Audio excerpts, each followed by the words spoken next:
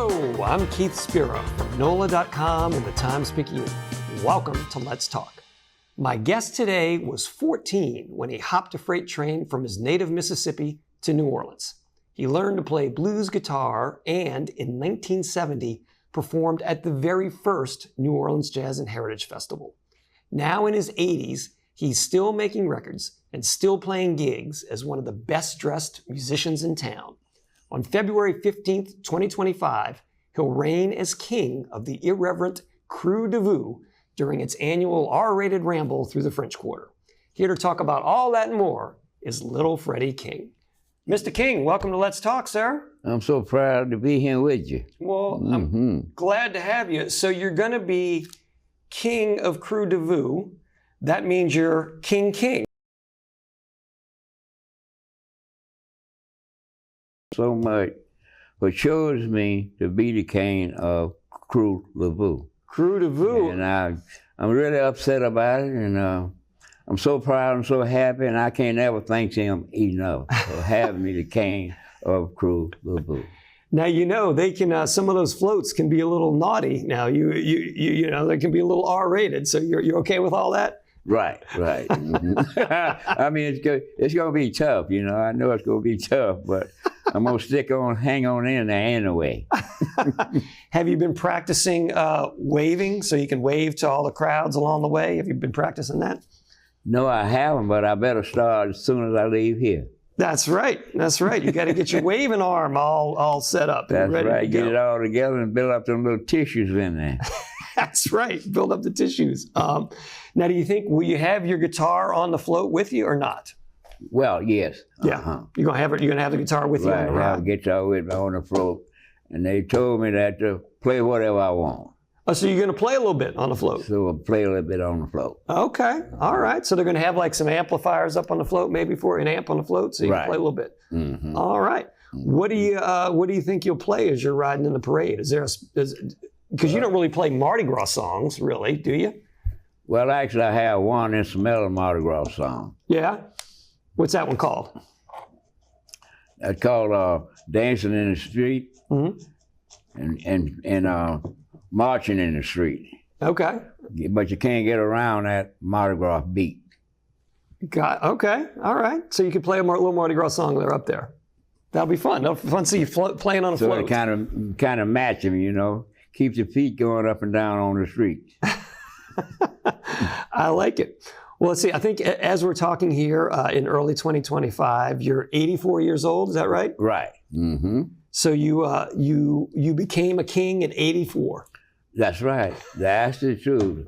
I'm telling you, all the years and everything and whatnot, I always said, they got all the other guys up here, Professor Longhair and all them guys up there being a king. Why they won't never call me? So 84 come in and bam, they got me. I said, wow, how happy I am, and thank them so much for having me to be the king on the float. That's awesome. That's awesome. So let's go back. I mentioned in the introduction that you were 14, right, when you first caught a train in New Orleans? Right. Mm-hmm. I got to say, if my 14-year-old said they were going to get on a train and go to some other city, I'd be a little concerned. Yes, indeed. I'm telling you. I mean, it's really dangerous. But you did it. You did it. I did it. The first time around, and Lagna got killed. Oh my gosh. Well, now, did you have a sibling that lived in New Orleans, a brother or sister that lived here? I had a sister and a brother-in-law lived here. Okay, so you had somebody to stay with once you got to town. Right. Once I got down here, I had my brother-in-law and sister to stay at. Okay.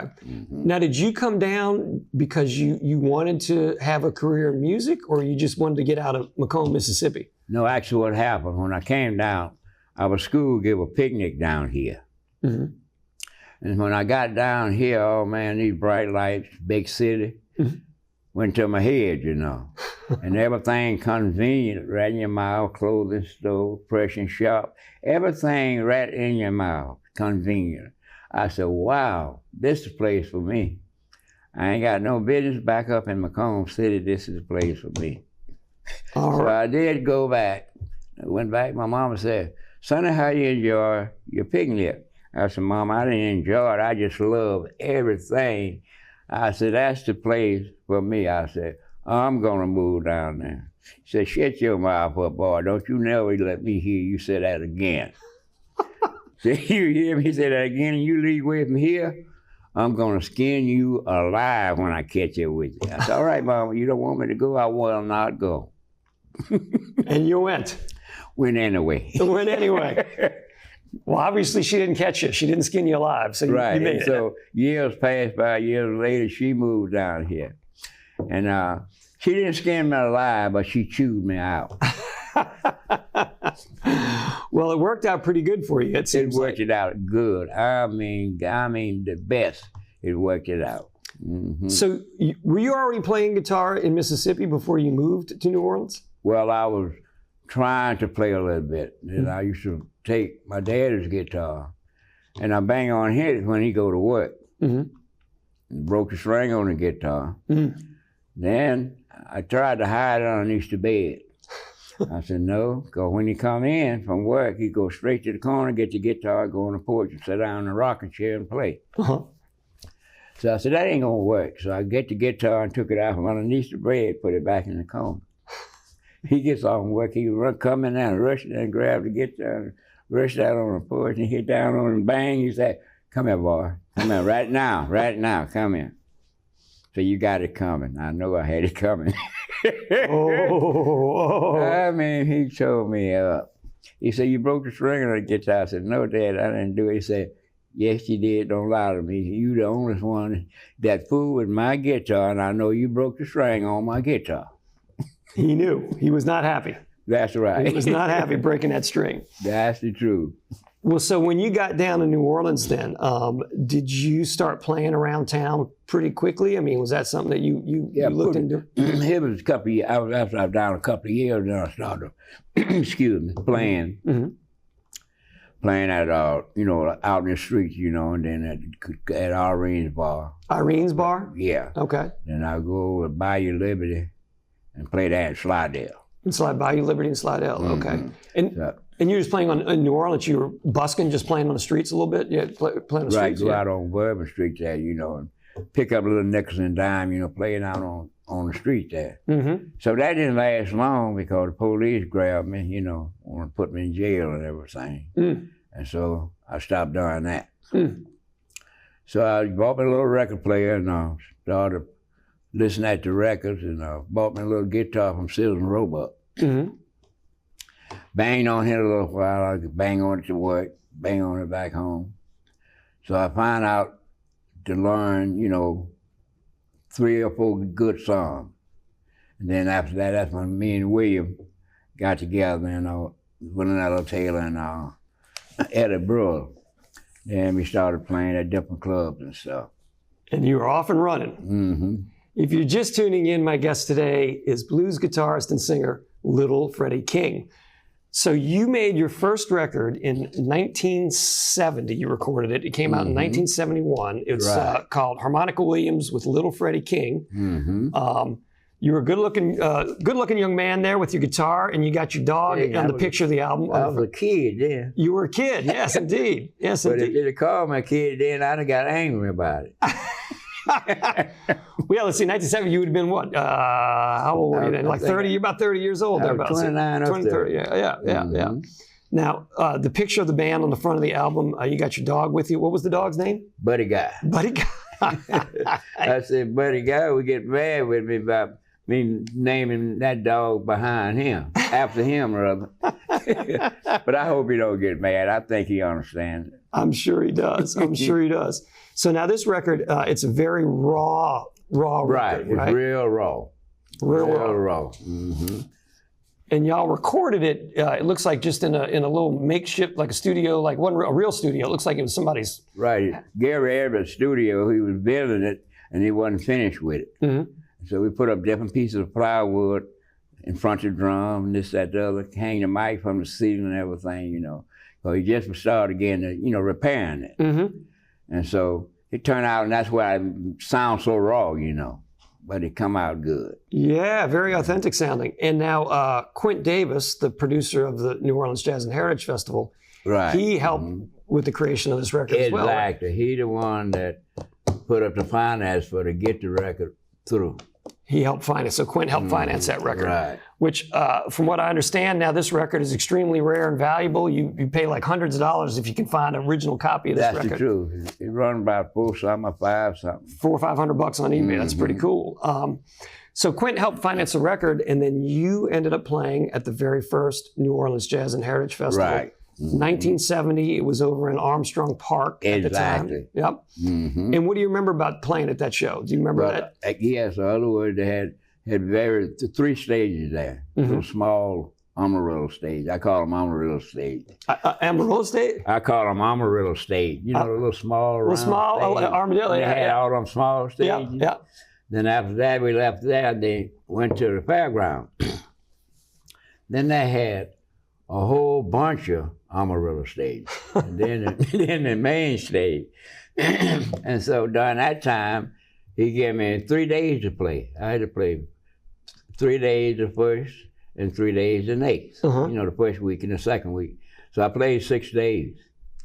And after it got big and everything, so now I played 145 minutes. Take care of those 6 days. That's it. That's it. That's all, boy. Well, I'm glad you're still part of it. That's awesome. So, you know, you've done so many cool things over the course of your career. I love that Beyonce had you appear in the video for her Lemonade project. Oh, that was very good. Yeah. It was good, and I was glad to meet her. And she's a very nice person, very nice person. And she called and said, I want this black old blues player for to do a film on. So I said, I'm real tired of it right now. I said, can't you get somebody else? He said, no. I said, I want you.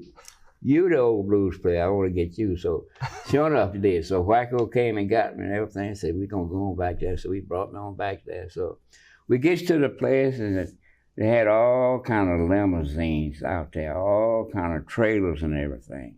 Out there, Fort Macomb, out there before that bomb shelter. Okay. Big bomb shelter was. Oh, yeah. So we gets out there, so Wacko said, this is little Freddie King. Said, well, where do we go in at? Said, oh, come on in, go ahead on in. Said, there's a trailer right there. So Wacko, me and him went in the trailer, everything, sat down, so.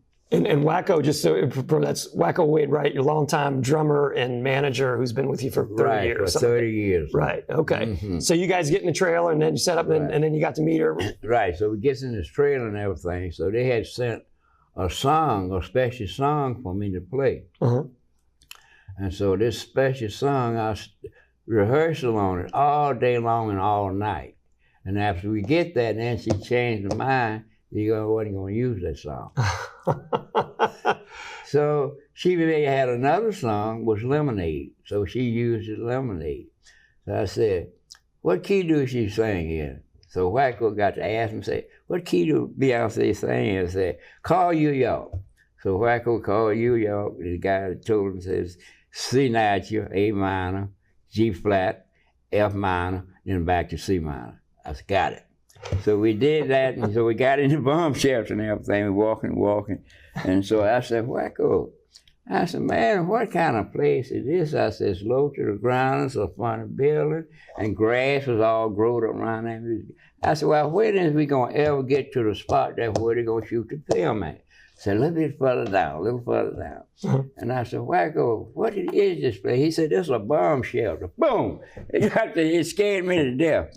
A bomb shelter? I said, where the bombs at? There was no bombs, fortunately. Right, no bombs. There no bombs in here. I said, okay, well, I feel better now. And then you can relax and do the job. So then we come around and sit down there and set up my amplifier up and everything. So I sit down there.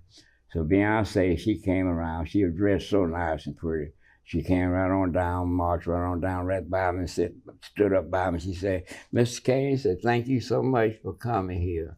And said, I'm going to get right by you, kind of behind you, like almost, and sing my song. So she sung, and I played the rhythm behind her.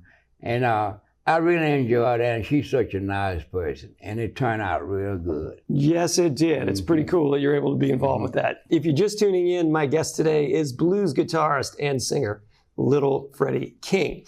So we talked about your first record, but you're still making records, still making really cool records. A company called Nouvelle Records out of New York put out this beautiful, beautiful vinyl record on you called Things I Used to Do. Right. It's got a really, I think, majestic portrait of you on the front. It almost looks like, that looks like a face that should be on Mount Rushmore right there. It looks Exactly. That's plain and natural. That's plain and natural, exactly. I like it. And this one, they wanted it to be kind of just as if you were playing on your front porch, like a real simple record, right? Exactly. The regular come out to cotton field, sit on the porch, ready to play the guitar. Well, that's exactly what it sounds like. The title song, Things I Used to Do, that was, that song's been around for forever. I mean, is that a song that you normally played, or did you learn it for this record? I plays that song. You play that song regularly? A whole lot. I always did love it ever since she had Guitar Slim play it. That was one that stuck with you. Right. That's it. That's it. Now, and did you pick the other songs that are on this record too, or did they kind of suggest some songs for you to do?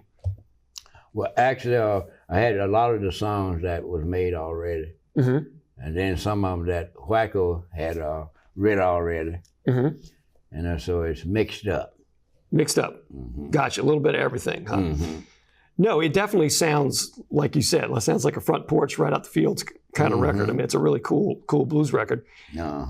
And then you've got another one coming out on Made Right Records, which is Wacko's label. You got one called I Used to Be Down that's coming out. Right. Yeah. Now, what's that? I haven't heard that one yet. What's the sound of that record like?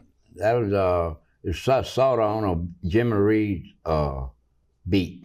A Jimmy Reed beat? Jimmy Reed beat. I used to be down, but I ain't down no more. When I was down and out, my baby, she picked me up. That's a good lyric. All right. And then that's with your band on that record, right? That's with your band. Okay. Well, man, I got to say, I mean, for being 84, I mean, you're keeping pretty busy. I mean, you're playing, you're making records. You don't plan to slow down anytime soon, it doesn't seem like. That's the truth. I'm telling you, thank the good Lord, He keeping me straightened up, giving me enough strength to keep on playing. Amen to that. So I said in the intro, you're one of the sharpest dressed musicians in town. Oh, thank you. When did you start wearing all the suits and everything when you played? Was that something you did early on? Well, actually, I used to always, always was dressed. Always dressed when I would go play. But once sometime I got cut off too late. I wasn't able to go home and change clothes, and so I had to play in my uniform. Uniform? In my uniform. What uniform was that? It was a blue uniform when I was working up there at Skeets Auto Electric. At an auto shop? Right. Gotcha. So it's like a blue coverall kind of thing? Right, a blue uniform and a blue cap on. Okay. And they videoed the set. I mean, his kicks. They really his kicks. So I thought you said, all right, I'm going to bring a suit and make sure you have a suit for all the gigs, huh? Right. It's interesting. When you play, and you're wearing right now, you're wearing a skull ring, and you have a skull on top of your walking stick and on your hat, and you sometimes have one hanging on the microphone when you play. Right. What's your fascination with the skeletons, with the skulls? Well, actually, that's Dr. Bone. Dr. Bones. Right, and I'm the third Dr. Bone. So I'm Bone to play the blues. Bone to play the blues. To play the blues. And I'm Dr. Bone the third. Little Freddie King, Dr. Bone the third. Who were the first two? The first two was already done passed away, And I was just looking at the skeleton, so that was the first two. You've taken over the role. Right. You've taken over the role. That's funny. Then Dr. Bone on my walking stick. On your walking stick, that's right. That's right. Then I had to make that song, Dr. Bone. That's right. That's right. The song called Dr. Bones. What you think about that song? I think it's a pretty cool blues song. If you're just tuning in, my guest. Dr. Bone, I went down to the hospital to see Dr. Bone. And he wasn't there. The only doctor they had there was Dr. Jones. And I didn't want to see Dr. Jones. I wanted to see Dr. Bone. Sure, makes sense, right? Dr. Bones, that's what you want, That's doctor. right, because he the main doctor. He's the main doctor. He know what to do. If you're just tuning in, my guest is blues guitarist Little Freddie King. Now, speaking of bones, you kind of got some of yours banged up a few years ago. Oh, did I? Yes, indeed. 2017, you were in a really bad accident on your two-wheel Cadillac, your bicycle. Exactly, that's right. You took a bad tumble. You hit some debris early in the morning, I think. It was still dark out. Mm-hmm. And now kind of messed up your neck, messed up your wrist. I mean, busted full distance, knocked that shoulder out of place, busted both wrists. Both wrists, yeah. Oh, boy. Wow. I'm telling you. Is and you made your way home. Wacko came, took you to the hospital. You got all straightened out. So when I hit the ground and everything, I had a helmet on. Thank God I had a helmet on. And when he did throw me away from the wood, the llama, and the bike, I slid about a half a block. And he slid a half block, and by it beat a big old pothole there. My head went down in there. Bam. And I heard something crack. That's the last I remember for a few minutes. Then, when I opened my eyes again, then was paralyzed. I couldn't move. Oh, jeez. In the middle of the street. Jeez. And I said, Lord have mercy. And I tried to take my head, and I didn't know my neck was broke. Oh. Tried to take my head to try to scoop my body out to the street. He wouldn't move. He wouldn't work. And I said, Lord, please send somebody by here to pull me out the street before another car truck come by and finish me off. And it wasn't 3 minutes. Here come another guy on his two-wheel Cadillac, white dude. God sent him right there, and he stopped. He said, Mister, is you hurt? I said, yes, I am. I said, I'm hurt bad. I'm paralyzed. He said, well, I'm going to call the paramedics. I said, no, don't call the paramedics. Don't call them. He said, well, how can I help you? I said, just pull me out the street on the sidewalk. He said, I ain't supposed to touch you. I said, I'm getting you order to touch me. I said, pull me out the street, please. So he pulled me on the sidewalk. He said, well, I'm running late for work, so I would stay with you a while longer, but I'm running late for work. I said, you done did everything for me. I said, you pulled me out the street, you done saved my life. Thank you. So then I moved my feet a little bit, moved my hand a little bit. And then directly, I could move both legs. And so another guy came outside and said, isn't anything I could do to help you? I said, well, if you can, help me stand to my feet. And so he helped me stand to my feet, so I stood to my feet. I said, thank you so much. So I had to get a same old piece of board would like to kill me, and use a piece of it to use it for a crutch. The board that almost killed you had to use for a crutch. Right. And I crushed over to the house then called Wacko. Man. Wacko. I said, Wacko, I said, cancel all the jobs, man. I said, call. He said, what? Cancel the jobs? I said, what's the matter with you telling me to cancel these jobs? I said, cancel because I done got in an accident and I'm paralyzed most. I can't walk and can't do nothing hardly. He said, I'll be there and bring you to the hospital. I said, okay, I'm going to cancel. So he canceled all the jobs. Oh, man. And then he took you to the hospital. Well, right, brought me to the hospital. Well, in the last couple minutes we have left here, so are you fully healed now? Do you still feel any effects from the accident? Oh, yeah, I feel some effects from it because such way I turned it and everything and whatnot, it popped and I get pains in it and whatnot. But thank God I still can use it good and turn it and everything. Well, and hurting your wrists, I mean, that had to be scary as a guitar player. Yes, I mean, injuries to your wrists. I mean, that's how you make your living is with, your arms, yeah. And it's these two fingers here still numb, but I can move them. The two fingers that's on your fretting hand, right? Right. Yeah. So they're a little numb, really. Does that? Right. That must make it tricky to play guitar, though, huh? Exactly. In other words, I don't feel it by me playing a long time. I just automatically know where to hit at. So you don't have to actually feel the strings to know that your hands are in the right place. Right. And then you're able to do it. And then I had to go to Italy to play the Blues Fest. In Italy? Okay.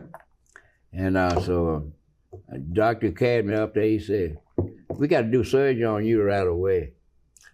I said, well, give me a few days. I said, see how my body gonna mend. He said, oh, no. We got to give you a surgery now. Said, we got to bring you up. I said, all right, bring me on up. They're going to give me a small surgery behind the neck, and I'll fix those discs and take care of me and then send me home. And so they got up there and sent me up there to the main doctor. He said, Freddie, did the doctor tell you what kind of surgery we going to give you? I said, yes, he did, doc. I said, what he told you? He said, you're going to give me a surgery in the back of the neck, small surgery, fix those discs, put a plate in. I said, yeah, that's just what we're going to do. So then we're going to come around to the front and go in there and put a plate in front. I said, hold it, doc. No, you're not. This surgery is canceled. It's canceled. It's canceled because you didn't want to mess with your vocal cords, bro. No, because once they went in there, I wouldn't be here now, and then I couldn't talk and couldn't sing no more. Wow. And so he said, I said, I got to go finish that blues fest over there. So Wacko brought me some things, massages for my hand and stuff. So thank God he put me through that where I could use these two fingers. I made that festival on these two fingers here. He played it festival with just those two fingers. Well, Freddie, I mean, I am glad you were able to recover that. I'm glad you were able to keep making records, and I think I speak for everyone to say we look forward to seeing you rolling as the king of Crew de Vue. All right. That sounds good. All righty, sir. And thank you so much, and I'm so proud to see you. Well, thank you so much for being here. This has been Little Freddie King. I am Keith Spera from NOLA.com and the Times-Picayune. I will see you next time on Let's Talk.